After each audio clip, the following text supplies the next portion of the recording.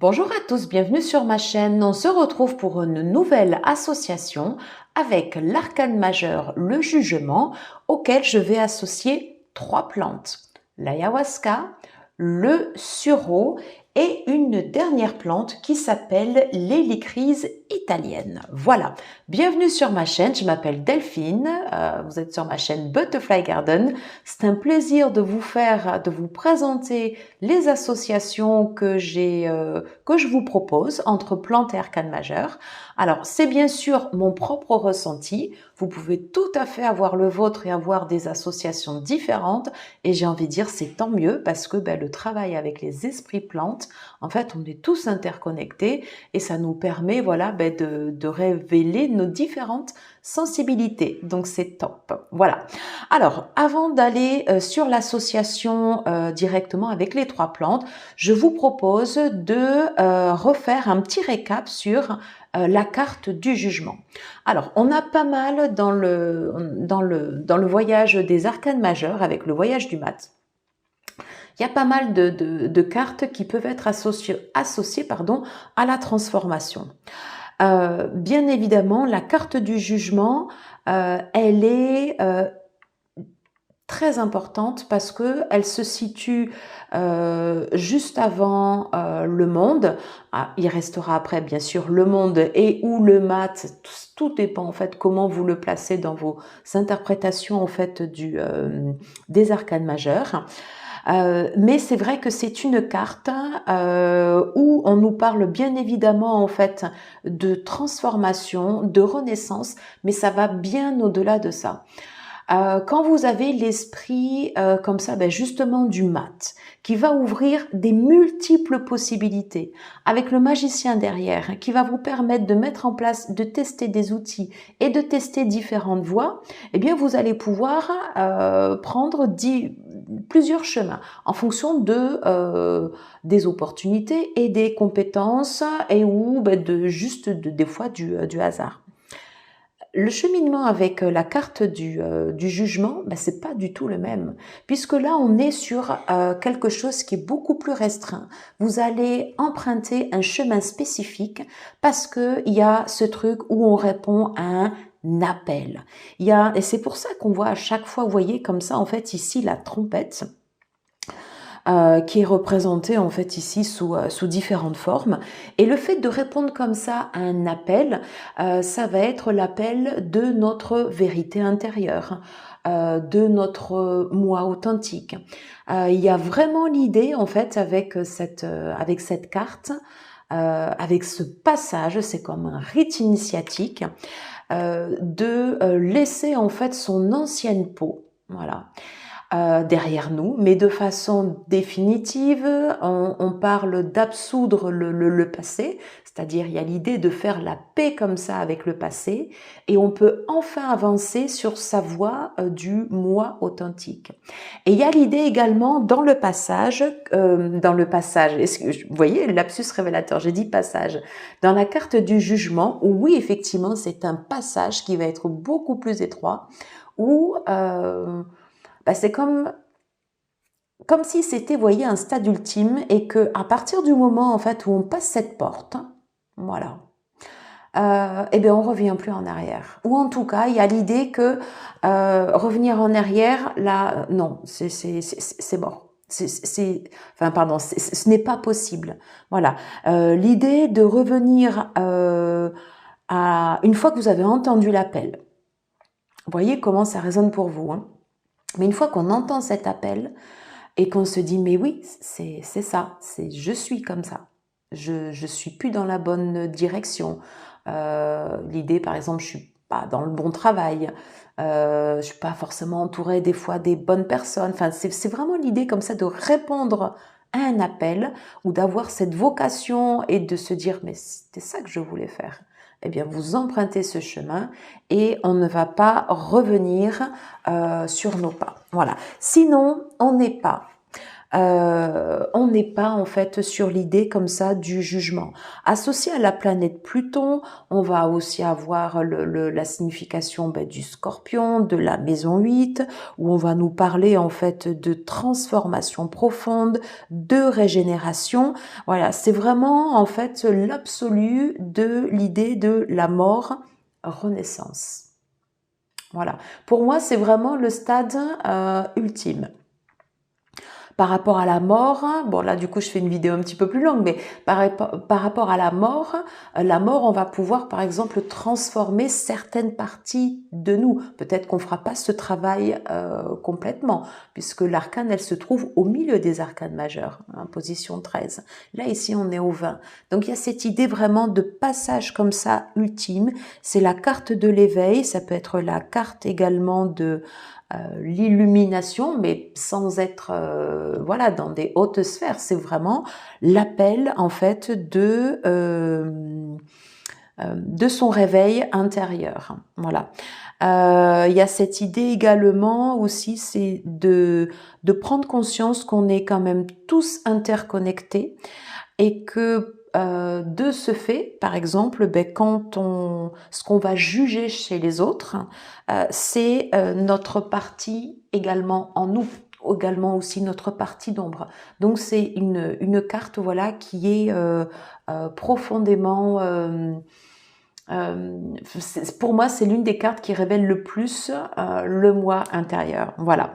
Bon, j'ai fait une vidéo un peu plus longue, mais c'est pas grave. C'est bien nécessaire en fait pour ce passage. Je vous propose d'aller directement sur les associations avec les 3 plantes que j'ai sélectionnées. Alors, dans les premières plantes que j'ai sélectionné la plante du sureau. Donc, vous avez ici la version anglaise, puisque lorsque j'ai créé mon book sur les plantes, j'ai travaillé exclusivement sur la version anglaise, comme toutes les autres cartes. Alors, pourquoi le sureau? Déjà, en fait, le sureau, c'est l'une des plantes, alors pas la seule, mais l'une des plantes qui va être associée, en fait, au chaman. Hein. Voilà, en fait, c'est comme c'est comme un canal, voilà, comme ce qui va permettre en fait d'avoir des visions puissantes. Voilà. Le sureau noir est une plante également qui est associée aux profondeurs de Pluton. Dans ses propriétés énergétiques, elle nous permet en fait de lâcher prise, de nous transformer. On parle de transformation vraiment majeure et d'aller en fait à l'éveil de la vérité. Donc on est vraiment bien dans la genèse du jugement. Dans son sens inversé, si vous travaillez avec le deck l'oracle des plantes et des astres, on va parler en fait de résistance à la transformation et que les leçons, en fait, elles ne sont pas apprises. Enfin, on ne comprend pas en fait ce qui se passe dans nos cycles de vie. Par rapport au sureau également, donc c'est une plante qui va être pas mal utilisée pour les rituels de Samhain, justement pour honorer les morts. Voilà, on honore bien en fait ici donc le nouveau départ comme la saison de Samhain qui appelle la nouvelle année. Voilà, pour tout ce qui est païen. Donc une plante qui est associée au cycle vie et mort renaissance. Une plante à utiliser avec vraiment énormément de précautions. Si on l'utilise bien, donc dans ses actions, ça va nous permettre justement d'accéder comme ça à un système de sagesse qui va être décuplé. C'est pour ça que cette plante, elle est aussi associée en fait à l'énergie de Jupiter. Mais attention, si on utilise mal cette plante, il y a énormément de dangers, voire des dangers mortels.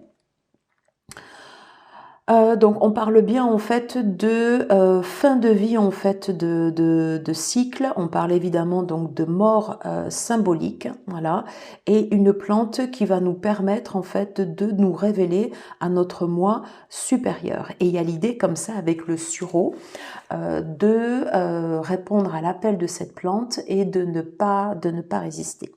Alors bien évidemment, vous voyez, j'ai associé la carte de la plante pardon de l'ayahuasca avec le jugement. Impossible de ne pas la mettre. L'ayahuasca, c'est une plante qui est utilisée par les peuples autochtones en Amazonie, également pour avoir en fait des visions puissantes. Elle est associée également à tout ce qui est renaissance. D'ailleurs, vous voyez, en fait, ici, en termes de numérologie, elle est sur le chiffre 50. On le réduit, en fait, ici au chiffre 5. Donc, annonce vraiment, en fait, un changement qui est extrêmement important. Et c'est aussi, comme le tabac, une plante qui va être extrêmement exigeante. Et pour moi, par rapport à l'ayahuasca, il y a l'idée de se présenter devant la plante et d'être humble. D'être humble parce que déjà il faut demander l'autorisation à la plante de pouvoir travailler avec elle, voilà, parce que c'est pas une plante qui est accessible à tout le monde et c'est pour ça que je l'ai mise, que je l'ai associée, selon moi bien sûr, à la carte du jugement.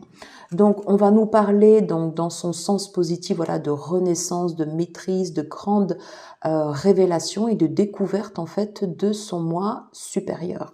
Et il y a l'idée en fait de rencontrer en fait l'esprit comme ça de la création. On est sur de la transcendance, enfin sur de la télépathie. Donc vraiment voilà, c'est une plante qui demande beaucoup d'humilité, qui demande un travail sur soi,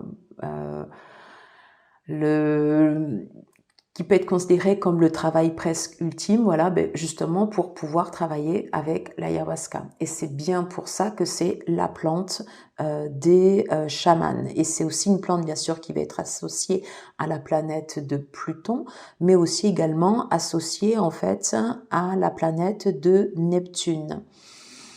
Aya signifie, oui, j'avais noté âme et esprit, et Huasca, en fait, c'est la vigne. C'est comme un outil, voilà, de diagnostic qui va nous permettre de pouvoir voyager, bien sûr, et aussi de pouvoir aider dans la guérison de l'âme. Voilà.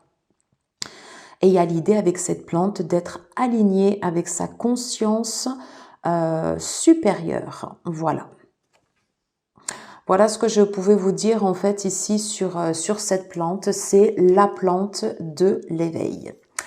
Et je vous propose de terminer par cette plante, l'hélicryse italienne. Alors pourquoi j'ai choisi cette plante ? C'est une plante que je ne connaissais pas du tout, voilà, et que j'ai découvert en fait dans l'oracle des plantes, qui va agir sur les bleus du corps, mais aussi agir sur les bleus de l'âme. Et donc, dans ses propriétés énergétiques, alors pardon, j'ai oublié de vous présenter la plante, on la trouve dans le bassin méditerranéen, plutôt Corse et Italie, et Hélios qui vient en fait du soleil. Voilà, c'est une plante qu'on va utiliser sur les hématomes et on peut l'utiliser en huile essentielle. Donc je vous disais qu'elle agit sur les bleus du corps et les bleus de l'âme. Et donc elle va nous inviter à nous libérer en fait de nos conflits internes en nous pardonnant. Se pardonner, c'est tout simplement accepter ce qui s'est passé, le passé, accepter de lâcher prise, voilà, et de pouvoir nous ouvrir en fait d'autres possibilités, voilà. S'il n'y a pas de pardon, on va rester de toute façon bloqué dans des conflits, voilà. Et là en fait il y a l'idée avec cette plante de pouvoir avancer et d'être en accord avec qui nous sommes. Et dans la carte du jugement, il y a également cette idée que quand on s'absoudre en fait du passé, c'est le laisser derrière nous, voilà, et accepter d'avancer pour ne plus être prisonnier de nos anciens cycles. Voilà. Et de passer comme ça, comme je vous le disais tout au début de la vidéo, de passer comme ça cette voie, ce chemin comme ça spécifique qui fait que après, c'est plus jamais la même chose et on ne peut plus revenir en arrière. Et ça, ce n'est pas possible, selon moi, hein, toujours pareil, si on ne passe pas par la phase du pardon. Voilà pourquoi donc j'ai associé également la plante Helichrys italienne à la carte du jugement. Voilà, ben écoutez, j'en ai terminé avec cette vidéo. Alors, elle a été beaucoup plus longue que les autres, pardon, mais voilà, c'était très particulier pour moi. J'ai passé une semaine extrêmement particulière et vous présenter ce soir le jugement. Voilà, ouais, il y a vraiment quelque chose. Oui, qui sera plus pareil également. Voilà. Mais écoutez, j'espère qu'en tout cas cette vidéo vous aura plu. N'hésitez pas à partager, à liker, à commenter, à vous abonner aussi si vous aimez le contenu que je poste. Je vous embrasse. Je vous dis à très très vite et prenez soin de vous. À bientôt. Ciao, ciao.